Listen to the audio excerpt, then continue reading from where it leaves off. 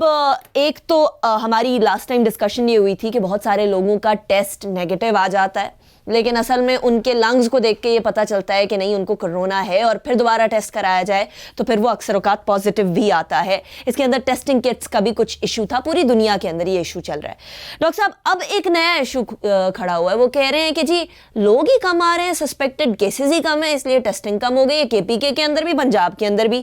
کیا واقعی میں ایسا ہو سکتا ہے؟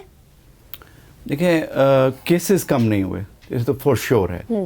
اس میں دو باتیں، ایک تو ظاہر بات ہے سسپیکٹڈ کیسز ہوں گے، وہ جائیں گے بتائیں گے، حکومت ان ایریاز میں جائیں گی جہاں پہ ہے، کریں گے لوگوں کا، اگر ایک بیمار ہوتا ہے تو اس خاندان کا یا اس لوکیلٹی پہ وہ جا کے ٹیسٹ کریں گے۔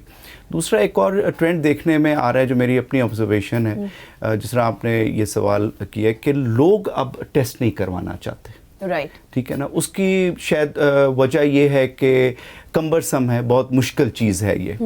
آپ ٹیسٹ کرائیں گے، آپ جائیں گے، پھر آپ کو کوارنٹین کر دیتے ہیں، پھر ان کے گھر والوں کا پھر وہ علاقہ سیل ہو جاتا ہے، مطلب وہ ساری ایک پورا اس کے ساتھ پیرافرنیلیا ہے۔ تو میرے خیال سے اس میں شاید اب حکومت بھی ویجیلنٹ ہوگی، وہ صرف جن میں سسپیکٹڈ ہی ہیں یا بہت زیادہ ہائی رسک ہیں شاید انہی کو کرا رہے ہیں۔ اب اس کی کیا وجہ ہو سکتی ہے؟ ٹیسٹنگ کٹ فیسلٹیز تو اب زیادہ ہونی چاہیے ہمارے یہاں، جس طرح کہہ رہے تھے اینڈ آف دی جو دس منتھ وہ کہہ رہے تھے کہ ہمارے پاس میرے خیال سے ڈیلی کی 80,000 تک ہم کر سکیں گے، some thing figures were some thing like that. تو اب اگر آپ اس کو دیکھیں تو آپ کو کم کیسز نظر آنے لگے، لیکن جب ہم اپنے کلینکل سائٹ پہ دیکھتے ہیں، لوگوں سے باتیں کرتے ہیں، جو مریض آتے ہیں، جو اپنے حالات، اس میں ابھی اس میں کمی کوئی نہیں ہے۔ Interesting. And if you are looking at the جو آپ گراف دیکھ رہے ہیں، وہ پچھلے کچھ 6 دن پہلے چلے جاؤ، آپ 24 کا چلے جاؤ تو 1000 پر ڈے ہو رہا تھا، 600 700، تو مطلب اس کا مطلب ٹرینڈ تو ہائی تھا، ایک دم سے نیچے بھی نہیں آیا لیکن تھوڑا سا کم ہوا ہے۔ فلیٹننگ دا کرو کہیں زبردستی تو نہیں کیا جا رہا؟ اب اس میں نہیں ڈسکشن ہو سکتی، کیونکہ دیکھیں نا کچھ کہہ نہیں سکتے، کیونکہ ٹریک ریکارڈ تو یہی ہوگا کہ ہم نے زیادہ ٹیسٹنگ کرنی ہے، جب زیادہ ٹیسٹنگ کریں گے تو پازیٹیو آ سکتے ہیں۔ اچھا ڈاکٹر صاحب، اس کے اندر ایک اور رائے بھی یہ ہے کہ ایک طرف تو PCR کیا جا رہا ہے، اور اوبویسلی یہ ٹیسٹ بڑا مہنگا ہے، ایک سستا ٹیسٹ ہے جو کہ اینٹی باڈی ٹیسٹ ہے، اس کو کر کے ہمیں یہ پتا چل سکتا ہے کہ کیا کسی کے اندر کوئی اینٹی باڈی ڈیولپ ہوئی یا نہیں ہوئی۔ یہ کل ہمارے پاس ڈاکٹر جمال ناصر صاحب بھی آئے ہوئے تھے، وہ بھی یہی فرما رہے تھے، اس کے بارے میں آپ کا کیا خیال ہے؟ بہت یہ ٹاک آف دا ٹاؤن ہے، یہ ٹاک آف دی کنٹری کہہ لیں، ہر بندہ اس کو وہ کرنا چاہے۔ دیکھیں ایون جو آپ کا PCR جو آپ کرتے ہیں اس میں یہ بھی 100% تو نہیں ہے، لیکن this is the gold standard for detecting corona virus کا جو وائرس کا جو ڈیٹیکشن ہے۔ اس کے علاوہ لوگ بہت سے اور چیزوں کی باتیں کرتے ہیں کہ جی CT اسکین کر لیں، ہم یہ دیکھ لیں تو CT میں ایسے آنا چاہیے، اس کی پکچر ایسے ہونا چاہیے پھیپھڑوں کی۔ کچھ لوگ کہتے ہیں اینٹی باڈی ٹیسٹنگ کریں۔ Antibody testing is not a reliable test, it's not a gold standard.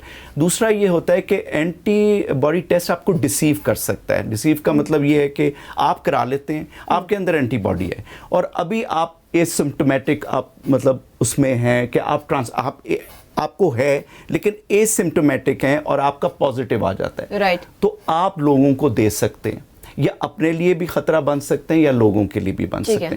تو یہ ایک آپ کو سیف پاسپورٹ دے دے گا، اور وہ آپ کو اس چیز سے نہیں ہٹا سکتا کہ آپ کو یہ سارس کی انفیکشن نہیں، یہ سارس کی انفیکشن نہیں، کووڈ کی، تو یہ غلط ہو جائے گا۔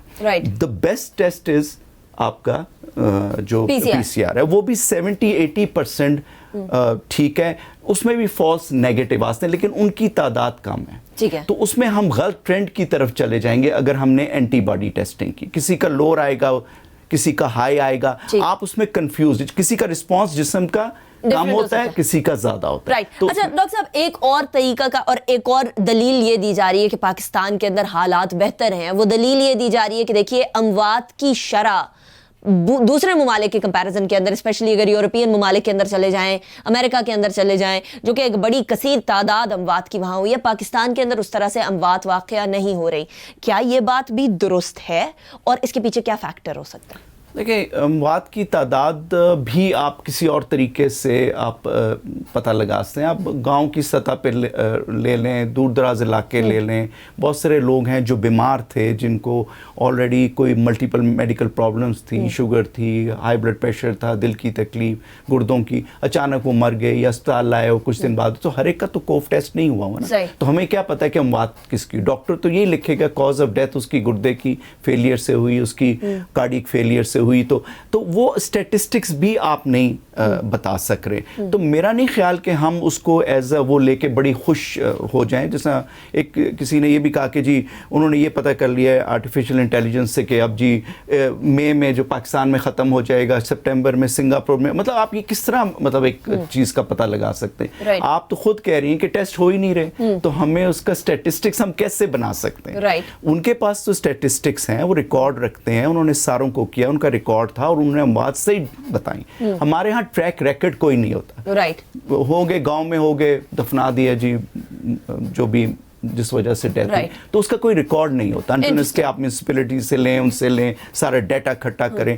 تو یہ جو آپ دیکھ رہے ہیں زیادہ مین ہاسپٹلس کے آپ سارا دیکھ رہے ہیں جہاں پہ یہ لوگ لائے گئے, گھر میں کوئی فوت ہو جاتا ہے اسپتال تو نہیں جاتا. اچھا ڈاکٹر صاحب, at this point in time, تھوڑی دیر پہلے وزیر اعظم صاحب بھی اور صحت کے جو مشیر ہیں ڈاکٹر ظفر مرزا صاحب بھی, وہ بھی بات کر رہے تھے. مجھے کچھ وہ تھوڑے ریلیکسڈ نظر آئے اس بات سے کہ دیکھیں پاکستان نے دوسرے ممالک کے کمپیریزن میں کوئی بہت زیادہ خرابی نہیں ہوئی, گڑبڑ نہیں ہوئی. بہت سارے لوگ اس لاجک کو لے کر بھی آگے چل رہے ہیں کہ اللہ تعالیٰ کا شکر ہے الحمدللہ کہ اس حالات پہ نہیں پہنچے. لیکن کیا ہم ابھی at this point in time satisfy ہو سکتے ہیں؟ نہیں.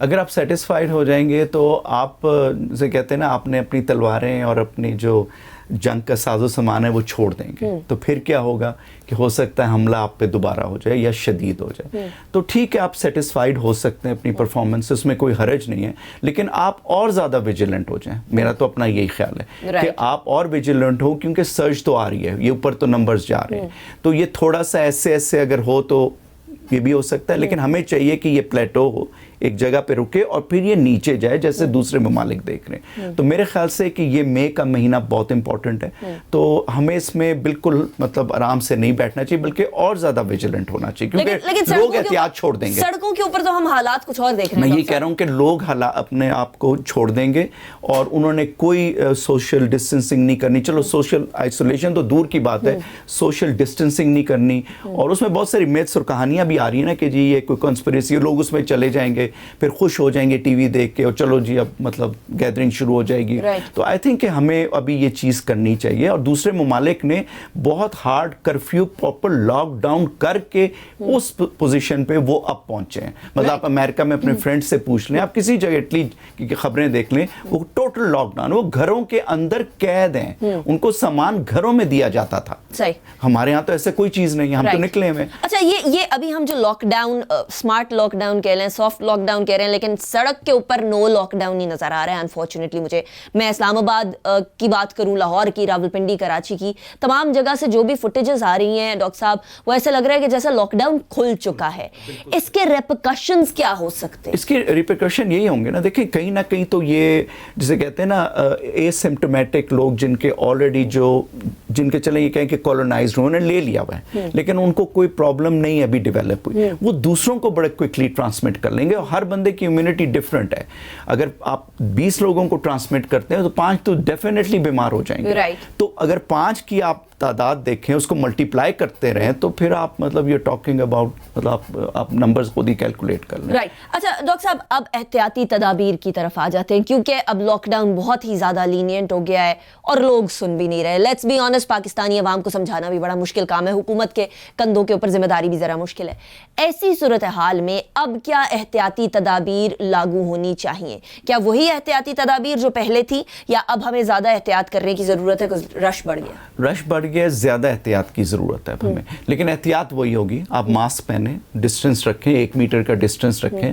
اور اگر آپ انکلوز انوائرمنٹ میں ہیں تو ظاہری بات ہے تھوڑا سا اور زیادہ ویجیلنٹ ہو جائیں. لیکن باہر تو دیکھیں, ایک دوسرے سے باہر کی انوائرمنٹ میں تو نہیں لے سکتے until unless you are closed ہیں, گیدرنگ میں ہے. تو جس طرح آپ گروسری کرنے جا رہے ہیں, ڈسٹنس پہ رہیں. اب وہی ہوتا ہے نا کہ ایک بندہ ہاتھ بڑھا کہتا ہے مجھے یہ دے دو, دوسرا ادھر سے, دائرے لگے ہوئے لیکن دائروں کا وہ نہیں ہے. تو آئی تھنک کہ وہ آپ کو کرنا ہے. باقی ہینڈ واشنگ ہے, منہ کا دھونا, ہاتھ کا دھونا, سینیٹائزر یوز کرنا, وہ ساری چیزیں تو اسی طرح چلتی ہیں. رائٹ, ٹھیک ہو گیا. ڈاکٹر صاحب کوئی پیغام دینا چاہیں گے عوام کو بفور آئی اینڈ دی شو؟ میں تو یہ کہوں گا کہ جی prevention is better than cure, مطلب آپ جو ہے پرہیز علاج سے بہتر ہے, اور ابھی بھی یہ وبا پھیلے گی اور پھیل رہی ہے. تو میرے خیال سے جو آپ اور ہم سب یہ بات کر رہے تھے کہ اپنے جو ہے کلیننس کا خیال رکھیں, ہاتھ دھوئیں, منہ دھوئیں, سوشل ڈسٹینسنگ کریں, اور یہی نجات ہے اس بیماری سے. اور کوئی اس کے کوئی علاج نہیں ہے, کوئی کیور نہیں ہے دنیا میں. اسٹڈیز ہو رہی ہیں ویکسین, لیکن ابھی تک ٹو ڈیٹ کوئی اس کا علاج نہیں نکلا. تو اس کے لیے تو احتیاطی تدابیر ہی ہے, پریونشن ہی ہے اور پرہیز ہی. Right, doctor شاذلی